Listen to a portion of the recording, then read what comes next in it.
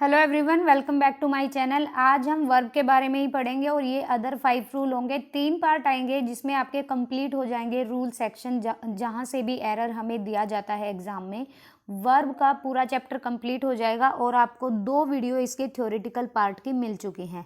तो चलिए आज का वीडियो स्टार्ट करते हैं हम। इससे पहले मैंने एक वीडियो बनाया था जिसमें हमने 5 रूल्स पढ़े थे वर्ब के, और मैंने आपको बताया था कि कुछ वर्ब ऑफ सेंसेशन होती हैं। जैसे मैंने जो अपनी सेंसेस है, जो हमारे सेंसेस ऑर्गन है, लाइक स्मेल हो गया या फिर स्किन हो गया या फिर लुक हो गया, सीम हो गया, ये कुछ वर्ब्स थी। अभी ये 7 क्रियाएं वर्ब ऑफ सेंसेशन है। ये देखिए कैसे, लुक और सीम दोनों ही एक चीज में इंक्लूड होते हैं, देखना। साउंड होता है सुनना, ये कान से रिलेटेड है, जो हमारी सेंसेस वर्क करती है। अपीयर वही बात है, दिखना। और स्मेल होता है सूंघना, तो ये नाक से रिलेटेड है। टेस्ट, टेस्ट होता है जीभ से रिलेटेड, तो हमारी जो जीवा है ये सेंसेशन में आती है। और फील होता है महसूस करना, जो हमारा स्किन या टच से रिलेटेड है। वर्ब ऑफ सेंसेशन के अलावा मैंने आपको बताया था कि जो भी सेंसेशन वर्ब है ये एडजेक्टिव को फॉलो करती हैं, एडवर्ब को फॉलो नहीं करती हैं। तो आगे क्या लिखा है, वर्ब ऑफ सेंसेशन के अलावा be, become, turn, get, grow, keep, make, prove, इनको भी एडवर्ब नहीं बल्कि एडजेक्टिव मॉडिफाई करते हैं। कहने का मतलब ये है कि ये जहाँ पे भी ये वर्ब आपको सेंटेंस में अगर कहीं नज़र आती हैं तो इनके तुरंत बाद एडवर्ब नहीं आ सकता, एडजेक्टिव ही आएगा। When he heard the news he became sad, अगर यहाँ पे मैं बोलती ही बिकेम सैडली या ही बिकेम हैप्पीली या एनीथिंग एल्स, अगर हम एडवर्ब से रिलेटेड अगर यहाँ पे कोई वर्ब यूज़ करते, कोई शब्द यूज़ करते, तो वो गलत होता। बिकॉज यहाँ पे देखो, यहाँ पे क्या लिखा है, बिकेम। बिकेम एक ऐसी वर्ब है जो कि एडजेक्टिव को फॉलो करती है, एडवर्ब को फॉलो नहीं करती है। We adapt to the environment, अब ये देखिए, we adapt to the environment, ये गलत है। क्यों गलत है? क्योंकि we adapt ourselves to the environment. अब ऐसा क्यों है, आवर सेल्स क्यों आएगा यहाँ पे? तो यहाँ पे रूल दिया गया है, अडेप्ट के जैसे कुछ ऐसे वर्ब्स होते हैं जिनके बाद रिफ्लेक्सिव प्रोनाउन का आना जरूरी होता है। रिफ्लेक्सिव प्रोनाउन क्या होता है? आपने प्रोनाउन अगर पढ़ा होगा तो आपको पता होगा प्रोनाउन कैसे चेंज होते हैं। रिफ्लेक्सिव प्रोनाउन, मान लीजिए कि आई मैंने एक सब्जेक्ट लिखा या आई मैंने एक नाउन लिखा, तो यहाँ का इसका रिफ्लेक्सिव प्रोनाउन क्या होगा? इसका रिफ्लेक्सिव प्रोनाउन होगा माई सेल्फ। ठीक है, जैसे ही का क्या होता है? हिमसेल्फ होता है। ठीक है, तो सेल्फ वाले जो वर्ड होते हैं ना, वो सारे रिफ्लेक्सिव प्रोनाउन होते हैं। एंड यहाँ पे कुछ ऐसी वर्ब हैं जो कि रिफ्लेक्सिव प्रोनाउन को मॉडिफाई करते हैं। इट मीन्स कि उनके बाद तुरंत रिफ्लेक्सिव प्रोनाउन आना चाहिए इन द सेंटेंस। अगर सेंटेंस में रिफ्लेक्सिव प्रोनाउन नहीं है इन दीज वर्ड्स, तो वो जो सेंटेंस होगा वो गलत माना जाएगा। We adapt to the environment, हमने एनवायरमेंट के अकॉर्डिंग अडेप्ट कर दिया है या एनवायरमेंट को अडेप्ट कर लिया है, तो this is the wrong sentence in the वे।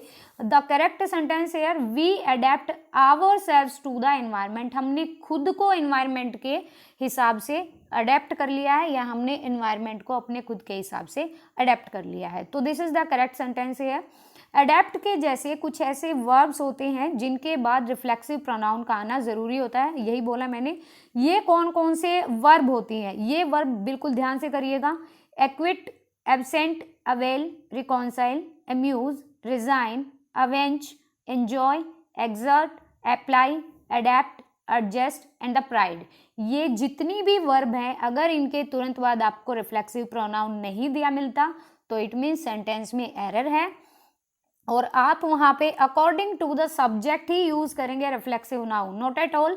ये नहीं है कि आप अपनी तरफ से कोई भी रिफ्लेक्सिव प्रोनाउन डाल देंगे, नहीं। According to the subject use होता है रिफ्लेक्सिव प्रोनाउन। फर्स्ट सेंटेंस देखिए, the officers acquitted themselves well during the crisis. अब देखिए, द ऑफिसर्स, तो यहाँ पर क्या है? दिस इज द प्लूरल, ये प्लूरल है सब्जेक्ट, इसीलिए यहाँ पर जो रिफ्लेक्सिव प्रोनाउन आएगा वो अकॉर्डिंग टू द सब्जेक्ट आएगा, देमसेल्व्स लगेगा।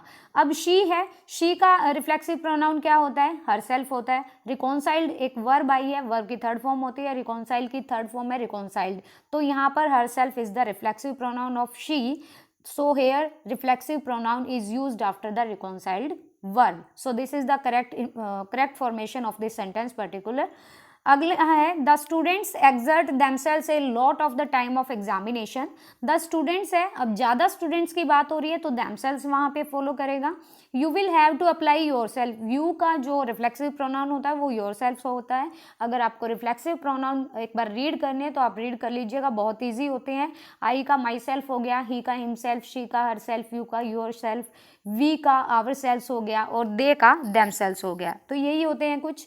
आई प्राइड माई सेल्फ. अब देखिए आई के अकॉर्डिंग ही यहाँ पे क्या लगा है, रिफ्लेक्सिव प्रोनाउन आया है और आपको देखना है कि प्राइड एक ऐसी वर्ब है जो कि रिफ्लेक्सिव प्रोनाउन को मॉडिफाई करता है या फॉलो करता है. You should avail yourself of this opportunity. He resigned himself to yet another day without food. एक एक्सेप्शन भी होता है, आपने पढ़ा भी होगा, अगर हम कोई भी चीज़ पढ़ते हैं तो वहाँ पर एक्सेप्शन जरूर मिलता है और हमारे पास 90% जो क्वेश्चन आते हैं वो एक्सेप्शन बेस्ड ही आते हैं, क्योंकि ये चीज़ें सब पढ़ लेते हैं.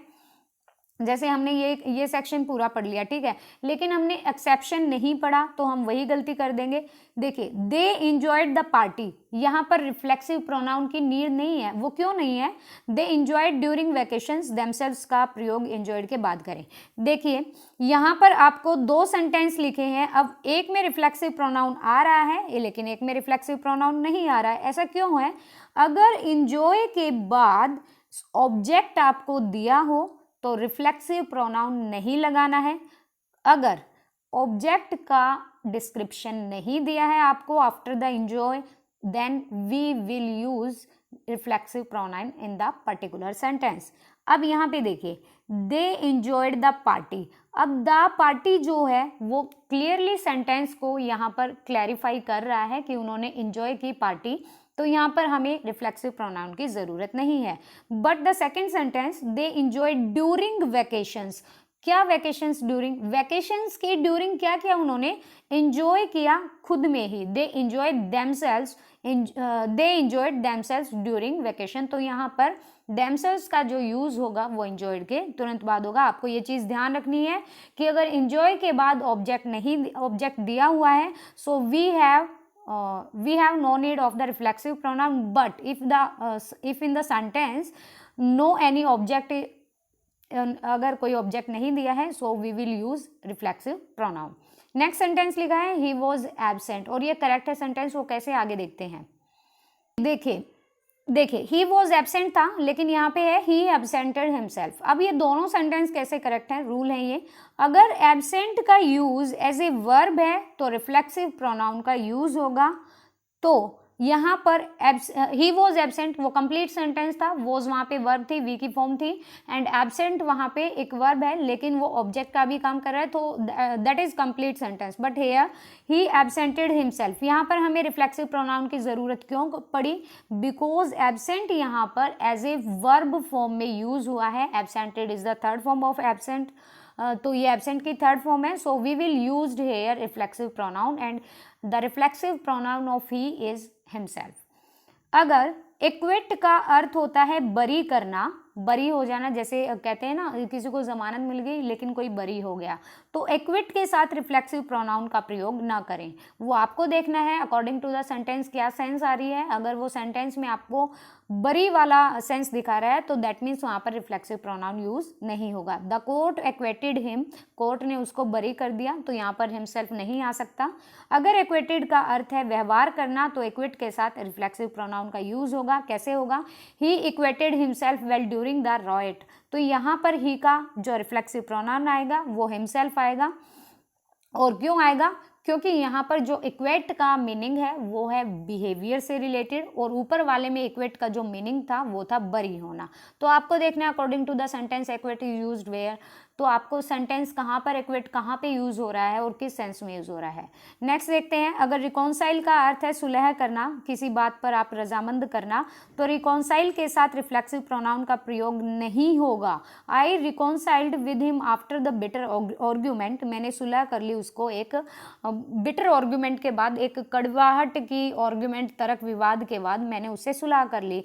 तो यहाँ पर कहीं पे भी हमें रिफ्लेक्सिव प्रोनाउन का यूज नहीं करना है. So because we here the meaning of reconcile is सुलह करना.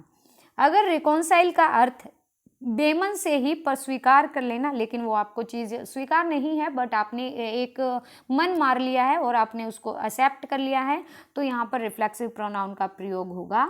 ही reconcile himself to the arrogant attitude of his boss. उसने बेमन से ही अपने बॉस के एटीट्यूड को, या एरोगेंट जो एटीट्यूड था, आक्रामक जो व्यवहार था, उसने खुद से स्वीकार कर लिया है, बेमन से स्वीकार कर लिया। तो आपको ये देखना होगा प्लीज़ कि आपको सेंटेंस में सेंस क्या आ रही है। मैं यहाँ पर सिर्फ यही कराऊंगी, ये 2 स्लाइड ही कराएंगे हम, क्योंकि थोड़ा बड़ा हो जाएगा वीडियो।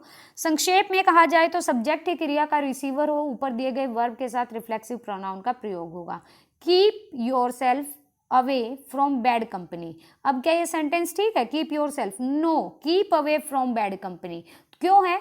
क्योंकि सब्जेक्ट ही यहाँ पर एज ए वर्ब का रिसीवर है, तो वर्ब के साथ रिफ्लेक्सिव प्रोनाउन का यूज होगा।